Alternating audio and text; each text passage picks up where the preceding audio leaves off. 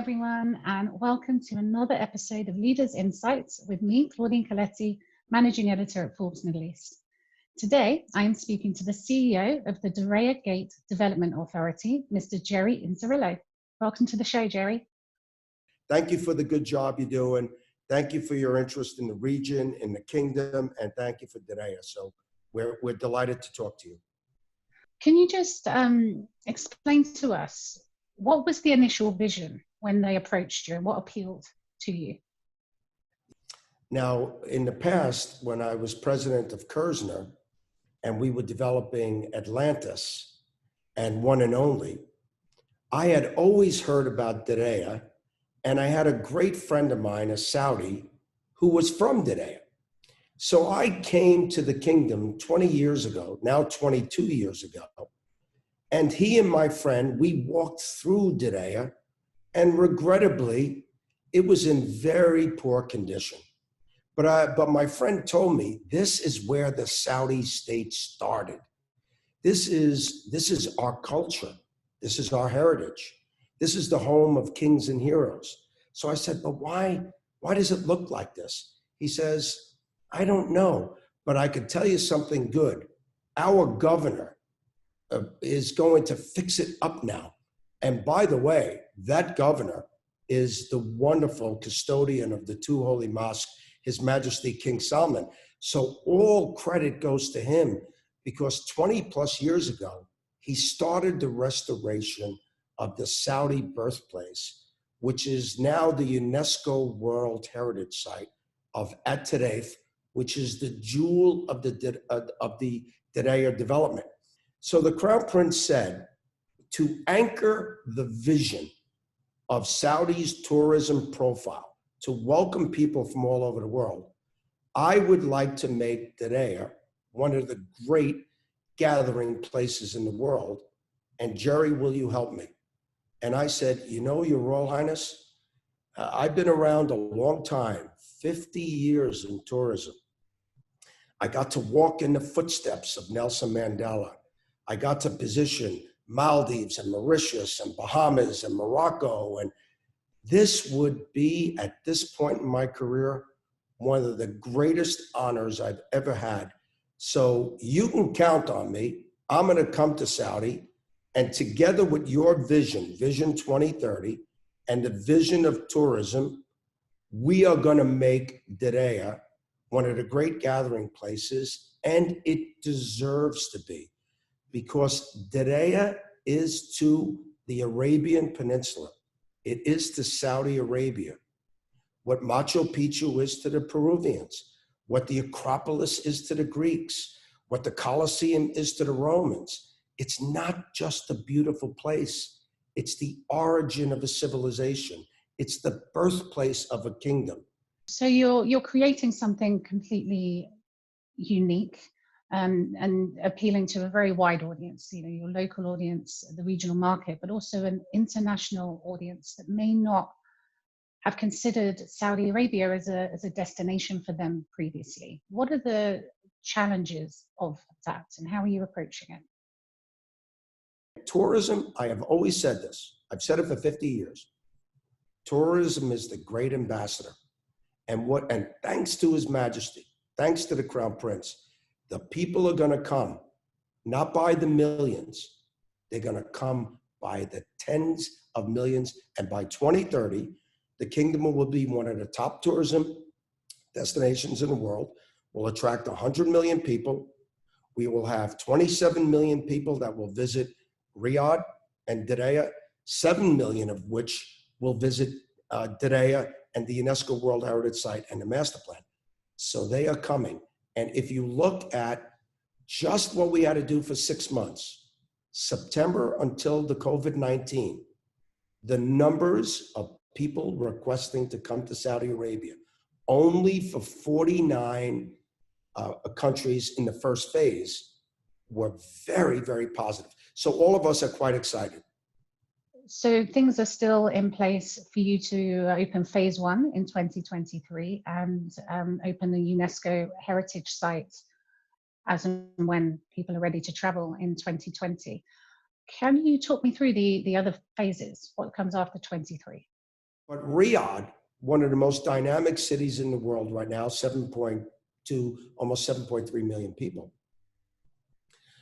is going through a dynamic growth because all of the Saudis are coming home because they're super excited about Vision 2030. Now, since the late 90s, 1998, the Saudis have put over 600,000 Saudis through college.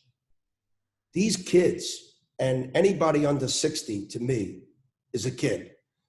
These kids are coming home now, and they're coming home with Bachelor of Science, Master's degrees, PhDs, and they are fired up. Now, Diriyah, when the master plan is done, we will have 55,000 people working at Diriyah.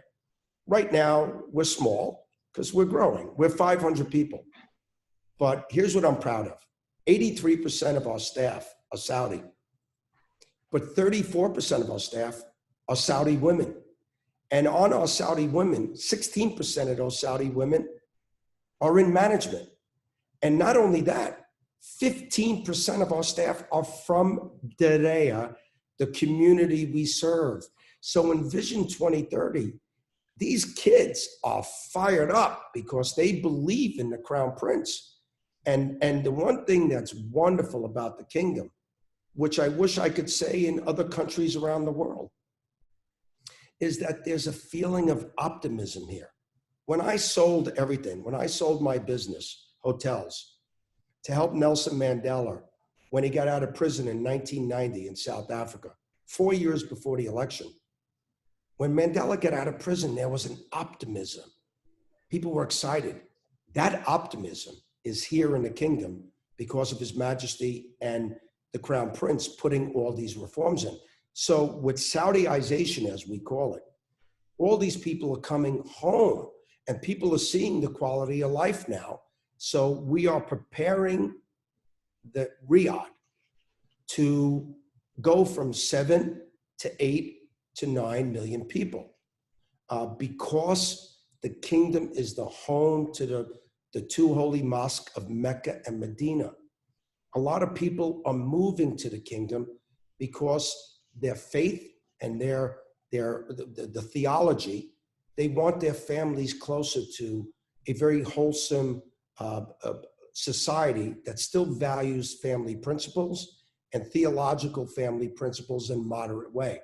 So the population of Mecca, Medina, the classic, beautiful, sea community of Jeddah, they're all experiencing big population growth. So with Diriyah, we're in the process of planning, as the Crown Prince is, and the Royal Commission of Riyadh is, for a major expansion of the Saudi society in Riyadh, which has already started. And that's why Diriyah will be the centerpiece of that. Can you tell me how you got started and just talk me through your experience and the key milestones of your career that really stand out to you? We are people who love to serve. Now, I come from a poor family, a good family, but a poor family. And mine is an American story because we had no choice. So on May 2nd, 1967, 53 years ago, I started cleaning tables as a banquet busboy. My wife hates when I say this, but I'm going to say it again. I'm still a kid cleaning tables. Now, what happened is in 53 years, it's not complicated. I love to serve. I love to make people happy. I'm not a heart surgeon. I'm a kid that cleans tables, but I believe that service is nobility of thinking. I believe that it's wonderful to gather people and to say, you are welcomed, right? Now, this is an important point. We're busy nowadays. Everybody's busy. Everybody's distracted. But no matter what religion, no matter what culture, no matter what language, no matter how old you are, you know what happens every day by the tens of billions of times? someone will say thank you. And the answer is automatic, but people don't concentrate on the answer. So you'll say thank you. What does everybody say? Every language, every religion, every age, they say you're welcome, right? They say you're welcome. Slow it down, especially in COVID-19. What are you saying when someone says thank you? You know what you're saying? You are welcomed. We, the servants of the world, who see service as nobility, we believe that serving is giving. And what we say is, you are welcomed.